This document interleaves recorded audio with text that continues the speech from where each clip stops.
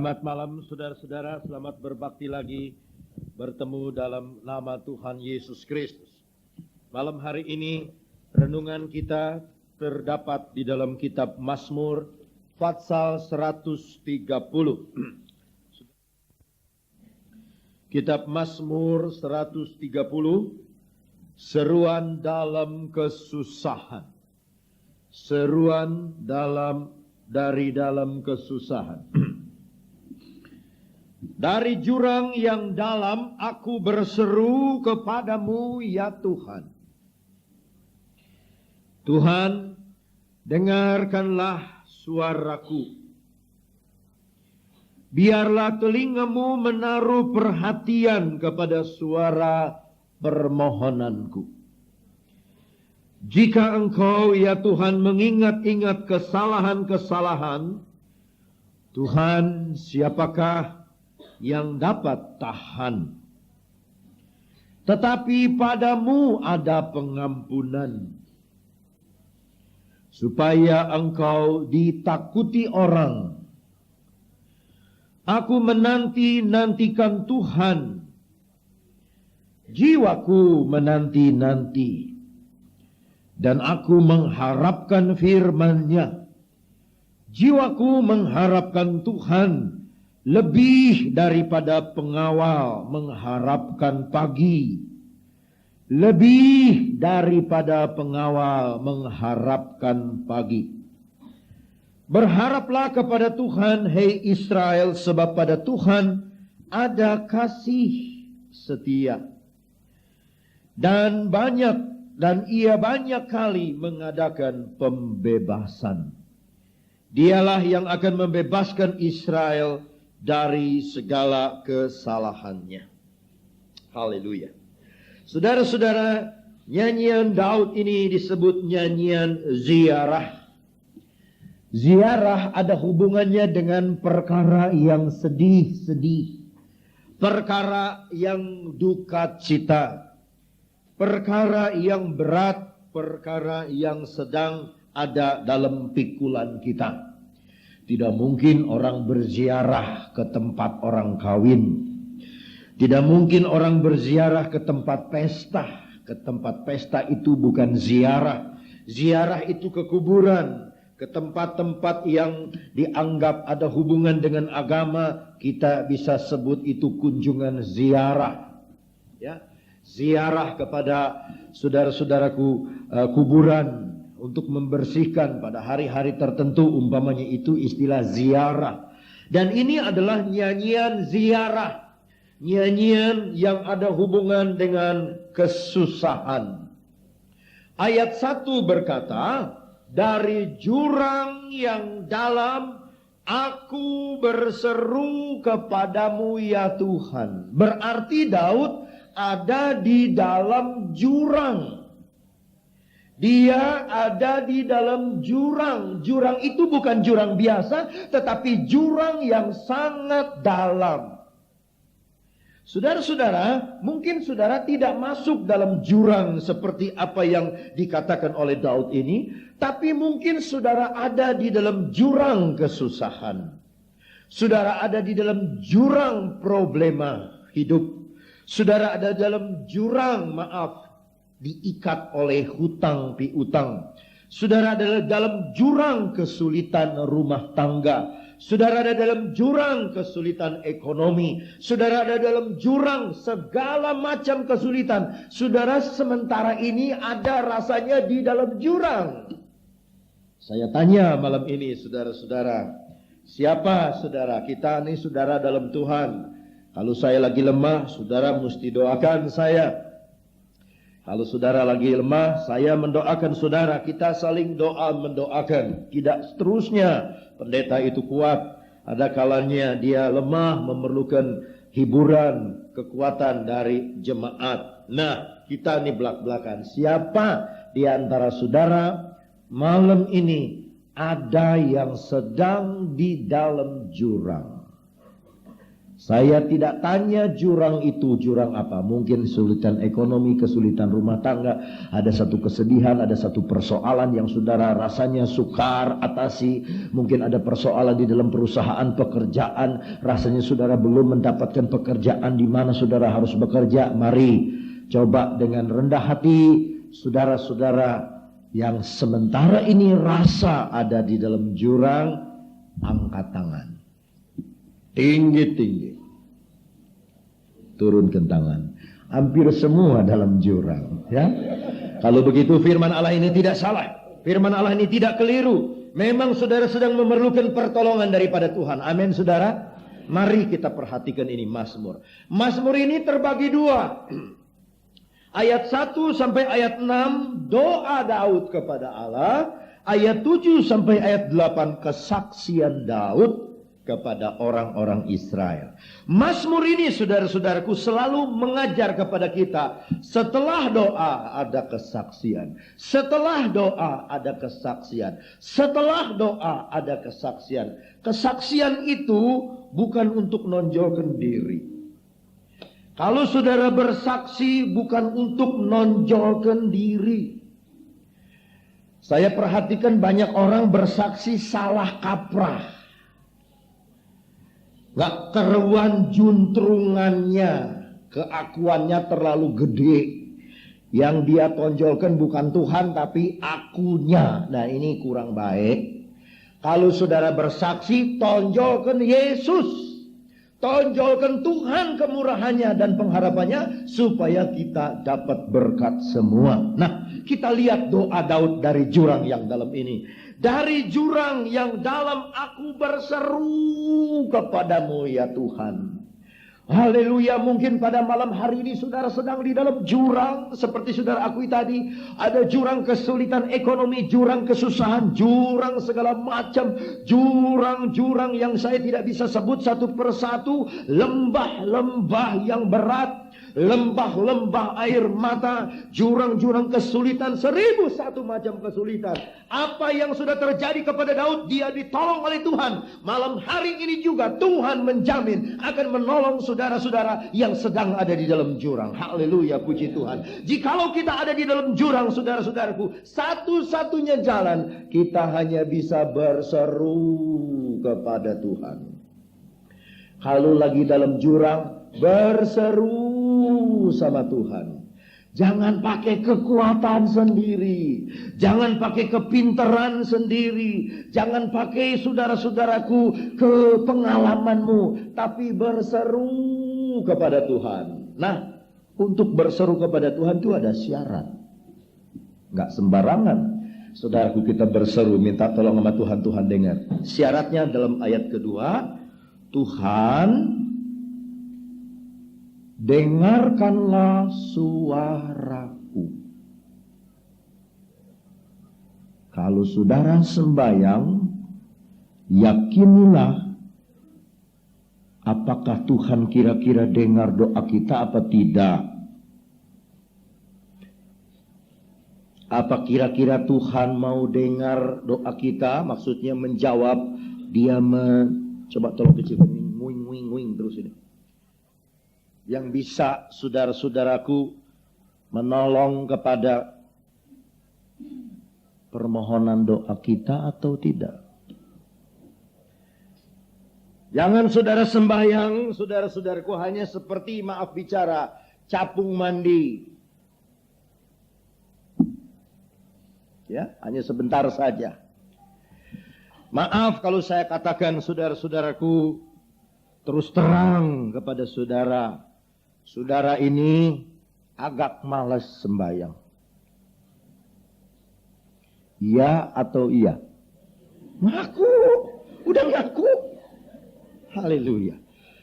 Kalau saudara tidak malas berdoa, saudara-saudaraku, nggak mungkin saudara alami hal-hal yang kurang enak. Coba tingkatkan doa saudara.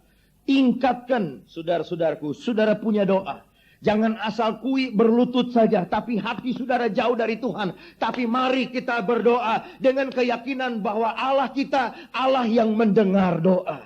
Kita berdoa seolah-olah kita berdoa kepada Allah yang tuli. Seolah-olah kita berdoa kepada Allah yang tidak mendengar doa. Banyak kali saudara-saudaraku kita berbakti, kita nyanyi, kita menari-nari seperti nabi-nabi Baal. Kita menyanyi, menari, nabi-nabi Baal menari-nari sampai sore. Itu api tidak turun. Nabi Baal dia panggil Allahnya, turunkan api, menari-nari, teriak-teriak sampai tusuk-tusuk perutnya, saudara-saudaraku. Api nggak turun. Elia nggak nari-nari, Elia cuma sembahyang nggak sampai semenit. Ya Tuhan, turunkan api turun. Jadi Tuhannya Elia nggak tuli, Tuhannya Nabi Baal tuli.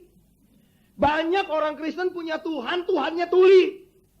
Sebab apa, saudara-saudaraku? Sebab dia salah. Sebab dia ada sesuatu yang dia tidak berkenan di hadapan Tuhan. Itu sebabnya doanya seperti di cover tembaga. Ya, dia boleh teriak-teriak, dia boleh nyanyi, dia boleh jingkrak-jingkrak, dia boleh lompat-lompat. Saya sendiri suka menyanyi lompat-lompat. Tetapi orang yang menyanyi lompat-lompat bukan satu tanda dia lebih rohani. Orang yang nyanyinya pelan begini bukan satu tanda dia nggak ada rohani. Kadang-kadang Tuhan bekerja ketika kita nyanyi dengan pelan. Amin, saudara. Kadang-kadang ada air mata kita mengalir ketika kita menyembah dia dengan nyanyian yang teduh, dengan nyanyian yang penuh penyembahan perasaan kepada dia. Tapi saudara-saudara, saya katakan, kalau saudara sembahyang, coba kasih yakin hati saudara. Apa kira-kira Tuhan ini dengar apa enggak? Yesaya 59 pakai tali ini saudara taruh Mazmur 130, kita lihat Yesaya 59.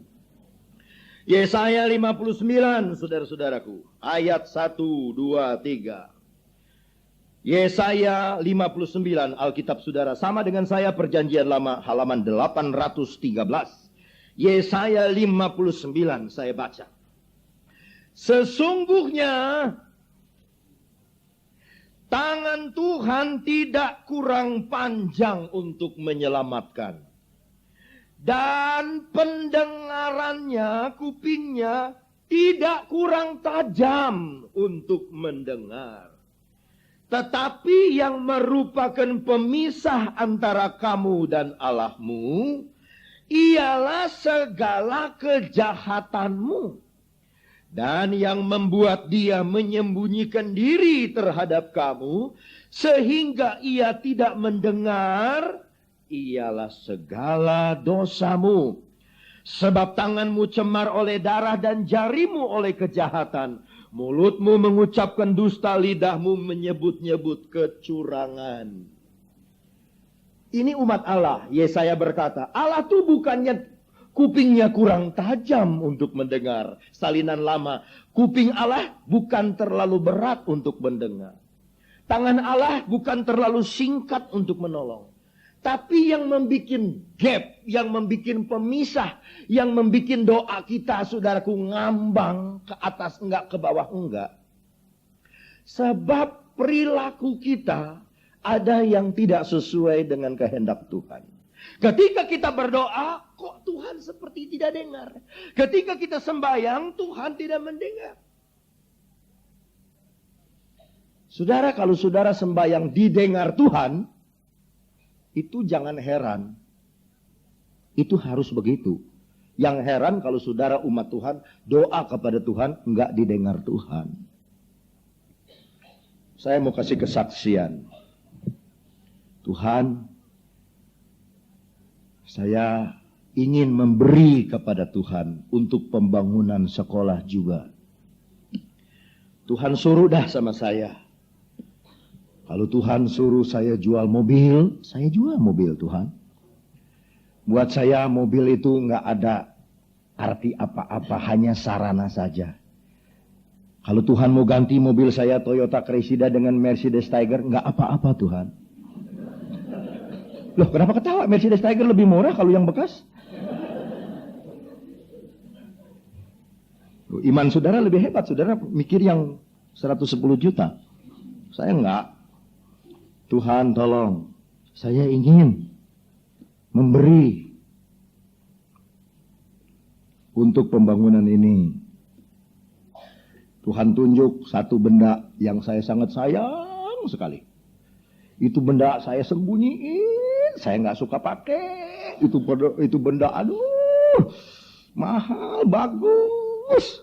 Udah saya simpen-simpen. Tuhan tunjuk itu.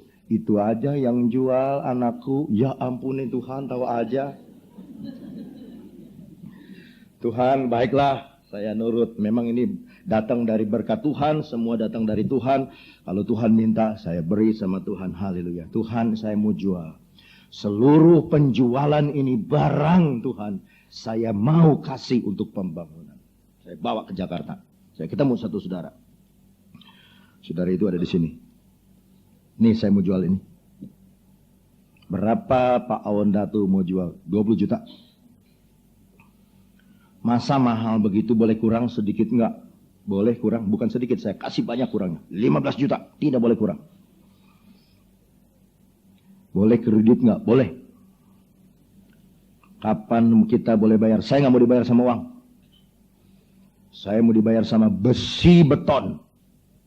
Sebab kita memerlukan besi beton seharga 26 juta perhitungannya. Dan besi WF 8,8 juta. Ini nanti sampai selesai itu 26 juta. Jadi saya minta saya dibayar dengan besi beton. Di mana kita punya bangunan memerlukan besi beton, kirim. Tapi saya nggak mau kalau beli barang ini Pak Awondatu rugi. Pak Awondatu rugi kalau beli barang ini? Rugi. Kalau jual barang ini rugi nggak? Rugi. Iya deh kalau gitu ditambah nanti. Tetapi sekarang kita janji dulu 15 juta, oke? Oke. Begitu jadi tuh saudara-saudaraku dibeli itu barang saya. Aduh saya mau nangis. Tuhan, bukan nangis susah, senang, terima kasih. Saya bisa membawa sesuatu untuk Tuhan. Senang nih sekarang jangan mau nangis, tapi malu. Kulit saya hitam ya saudara ya, black. Tuh. Aku hitam tetapi manis, udah tua manisnya hilang tinggal hitamnya. Haleluya. Sebab di bangunan terus, kalau saya di Cianjur udah kebangunan aja di bangunan, jemur. Ya. Puji Tuhan. Nah. Kalau kita, saudaraku, udah beres nih sama Tuhan. Itu minta sesuatu, minta apa? Tuhan kasih. Tuhan kasih. Jemaat saya ada satu ibu. Ya tentu dia tidak bisa kasih besar jemaat di Cianjur, saudara. Tiap hari dia kasih 1.000, dia simpen. Sehari 1.000, sehari 1.000. Udah 2 bulan kan 60.000. Dia bawa sama Tuhan. Ada tukang kue di Cianjur, saudara-saudaraku. Dia jual kue, untungnya 100% untuk pekerjaan Tuhan. Aduh saya terharu. Kaum muda semua udunan. Sedikit-sedikit ada yang kasih 1.000, ada yang kasih 500. Kaum muda Cianjur. Kota kecil, 500. 1.000, 500. Sudah kumpul 220.000. Mau beli bata. Bata kita perlu 250.000 bata. Kira-kira 89 juta, saudara-saudara. Kami tidak, sekarang mata saya mata bataan. Mata besi, mata beton sekarang. Kalau mau sumbang, ayo beton, besi, bata, semen. Semen udah kelebihan. Kalau semen udah kelebihan, Tuhan heran. Ya. Saudara-saudara dari jemaat saya yang kecil-kecil ini, saudaraku ada anak sekolah minggu yang celengan, bawa celengannya. Oh haleluya, puji Tuhan. Kalau kita sudah beres dengan Tuhan, kita minta apa? Tuhan kasih.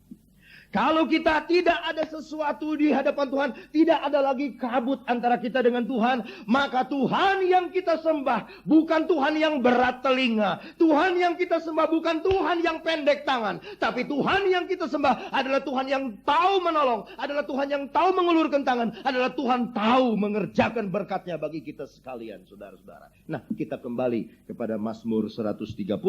Kita sekarang mengerti maksud daripada Daud. Dia berkata, Tuhan, dengarkanlah suaraku.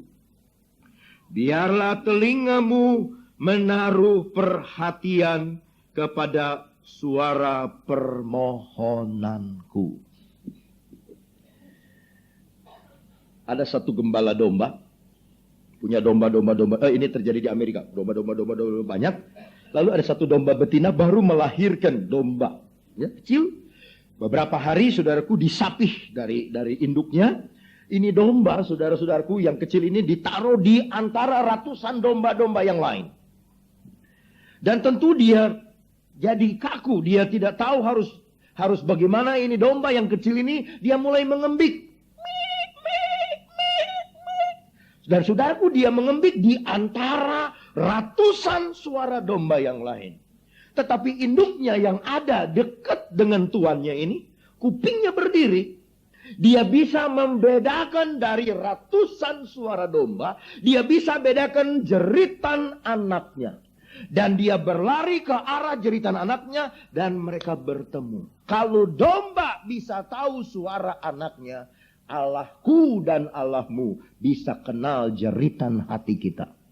Biarpun ributnya dunia, gelombang percobaan begitu berat, tetapi Allah kita punya telinga, saudaraku. Dia sanggup mendengar jeritan satu orang wanita, satu orang ibu tua, satu bapak, pemuda-pemudi remaja yang tahu berseru kepada Tuhan. Daud berkata, berilah telinga kepada permohonanku. Haleluya. Ayat ketiga, syarat berikutnya. Daud tahu bahwa kalau ada dosa di antara dia dengan Allah, maka dia tidak bisa sembahyang. Jika engkau ya Tuhan mengingat-ingat kesalahan-kesalahan, Tuhan, siapakah yang dapat tahan? Kalau Tuhan itu seperti kita, saudara, hitungan, wah cilaka kita nih. Gepeng semua, saudara-saudara. Kita semua gosong, gepeng, hancur, gak bisa mendekati tahtanya. Dia begitu suci, kita nih hari-hari banyak salah. Banyak salah. Mungkin kalau dibandingkan, mungkin dalam ruangan ini dosa yang paling besar, yang kesalahan yang paling banyak saya. Di hadapan Tuhan, mungkin. Tetapi setiap kali kita datang kepada Dia, kita harus tahu caranya, syaratnya. Kita harus mohon pengampunan Tuhan. Kalau sembahyang tuh. Jangan begitu mangap mulu tuh. Tuhan, terima kasih Tuhan, Engkau berkatilah perusahaan saya Tuhan. Perusahaan saya, konveksi saya Tuhan, Engkau berumah makan saya Tuhan. Engkau Tuhan berkati anak-anak saya Tuhan yang di luar negeri dan di dalam negeri Tuhan. Engkau tolong semua Tuhan. Engkau tolong peternakan saya Tuhan. Engkau tolong ayam pedaging dan ayam petelur Tuhan. Engkau tolong Tuhan. Si Bronce dan si Bopi Tuhan, Engkau tolong. Nah, semua doa. Kita tidak memerlukan penyucian diri di hadapan Tuhan. Kita harus menyucikan diri. Dan kita tidak bisa datang menghampiri Allah dengan keadaan kita yang banyak salah. Itu Daud tahu. Maka dia berkata, Tuhan, padamu, ayat keempat, ada pengampunan. Ada pengampunan supaya engkau ditakuti orang. Salinan lain, disegani. Saudara-saudaraku, kalau kita punya salah diampuni, kita yang mengampuni salah disegani orang. Kita udah tahu nih kita salah nih. Kita udah tahu kalau salah ini pasti dihukum begitu. Tapi orang itu tidak menghukum, orang itu mengampuni. Kita malahan jadi segan sama dia. Hormat, mengasihi dia. Takutnya bukan takut negatif, tapi takut berbuat salah karena kita hormat, karena kita segan kepada dia. Dulu di sekolah Alkitab kami disuruh ronda malam. Ada satu pendeta yang kita sumbang untuk beli motor boot, saudara, pendeta Momongan, itu ronda sama saya. Ronda itu tanah 4 hektar, saudaraku. Sekolah itu terdiri dari 4 hektar tanah. Nah, kita mesti ronda. Ronda ini satu orang main gitar. Tling tlang tlang tlang tling tlang tlang tling tlang tlang tlang tling tlang tlang. Dari asrama siswa terus jalan ke asrama siswi. Di asrama siswi yang main gitar tambah keras. Tling tlang tlang tlang tling tlang tlang tlang tlang tlang tlang. Direktur sekolah, saudara-saudaraku, rumahnya dari papan. Dia bangun, dia keluar bawa baterai, orang Amerika ini, saudara. Direkturnya, istrinya yang keluar. Dia marahi kita murid tahun 68. Memble kita semua, saudara-saudara. Kita diam, mau jadi marahi. Ini semua orang sudah bangun. Ini semua siswi sudah bangun. Anda harus jaga malam untuk jaga pencuri, bukan membangunkan orang. Ini main musik ini. Nah, kebetulan pendeta Momongan itu yang pegang gitar, yang mainnya orang lain. Persis itu tuan keluar, itu direktur keluar, itu gitar disampaikan kepada Pak Momongan. Pak Momongan ini bekas tentara, dia pegang aja saudara-saudaraku ini. Dia dimarahin sebab dia yang pegang gitar. Dimarah. Aduh saudara-saudara. Besok dia serba salah. Sembahyang tidak enak, serba salah. Dia mandi, kita mandi di pancuran, serba salah. Biasa itu sikat gigi dikasih odol, digigit di mulut saudaraku, kita jalan. Dia punya odol terbalik ada di bawah saudara-saudara. Itu sikat gigi terbalik, saya bilang itu momongan sikat gigi terbalik. Aduh, saya sudah pusing. 3 hari dia saudaraku makan tidak enak. Satu kali dipanggil sama direktur yang marah itu. Dia datang. Belum omong itu direktur sudah bilang, "Tante, saya minta maaf." Minta maaf apa? Itu 3 hari lalu saya marah sama tante waktu ronda itu. Oh, momongan. Orang Amerika itu baiknya gitu. Cepat marah, cepat baik. Kalau orang Indonesia cepat marah, lama baiknya. Ada yang dosa tahun 45 masih diingat sekarang. Kalau orang Amerika enggak, sebenarnya marah-marah, habis-habis. Dia bilang, momongan, sudah 3 hari yang lalu, tante sudah ampun itu dan sudah maafkan. Itu orang saudaraku begitu pulang ke asrama, dia lompat. Haleluya, puji Tuhan. Kenapa momongan? Saya sudah diampuni. Baru diampuni oleh orang, baru diampuni oleh direktur sekolah, sudah senang. Apalagi kalau kita diampuni Tuhan. Amin saudara-saudara. Di dalam Mazmur 32. Mazmur 32 saudara-saudara. Kita membaca ada 1 ayat di sana. Ayat 1. Mazmur 32. Dari Daud. Nyanyian pengajaran. Berbahagialah. Haleluya. Orang yang diampuni pelanggarannya. Yang dosanya ditutupi, di cover, diampuni. Jadi tidak heran Daud berkata, "Ya Tuhan, padamu ada pengampunan." Sebab Mazmur 32 ayat 1 berkata, "Berbahagialah orang yang dosanya diampuni. Berbahagialah orang yang kesalahannya ditudungi. Berbahagialah orang yang dosanya diampuni." Kita kembali saudara-saudaraku kepada Mazmur 130. Bahwa kita ini harus datang kepada Tuhan dengan sungguh-sungguh mohon pengampunan. Jadi kalau sembahyang itu begini saudara. Bapa kami di dalam sorga. Itu mulai. Itu artinya kita punya Bapa. Alamat kita tuh Bapa. Kita berdoa, ya Bapa. Kita berdoa seperti anak sama Papa. Ya, sebab banyak anak Tuhan berdoa sama Tuhan itu seperti orang laporan dalam upacara penaikan bendera Sang Saka merah putih. Tuh, laporan. Aku datang kepadamu pada pagi hari ini untuk 1, melaporkan istri hamba sudah pergi ke pasar. Aduh, saudara-saudara, itu mah dari bawahan sama komandan. Kita berdoa mesti seperti anak sama bapak ngobrol.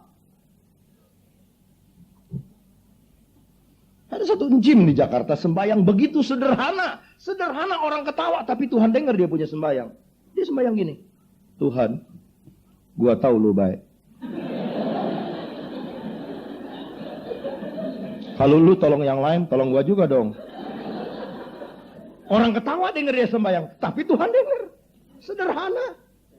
Aduh, kadang-kadang kita berdoa seperti deklamasi, saudara-saudara. Nun jauh di sana. Di atas bukit jauh juta, darahmu menetes. Tes. Aduh, saudara-saudara. Dibikin-bikin sembahyang. Aduh, jangan. Kita berdoa seperti anak sama Bapak kita. Amin, saudara-saudara. Biasa, bicara.